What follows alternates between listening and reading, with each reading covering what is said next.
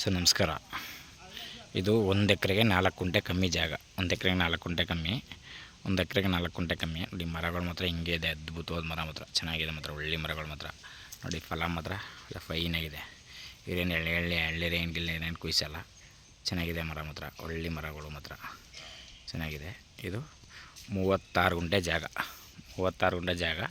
ಇದು ಮೈಸೂರಿಂದ 60 ಕಿಲೋಮೀಟ್ರ್ ಆಗುತ್ತೆ. ನಗರ 16 ಕಿಲೋಮೀಟ್ರ್ ಆಗುತ್ತೆ. ನಂಜನಗೂಡು 30 ಕಿಲೋಮೀಟ್ರ್ ಆಗುತ್ತೆ. ಬೆಂಗಳೂರು 185 ಕಿಲೋಮೀಟ್ರ್ ಆಗುತ್ತೆ. ಇವರು ರೈಟ್ ಬಂದು 35 ಲಕ್ಷ ಹೇಳ್ತಾರೆ.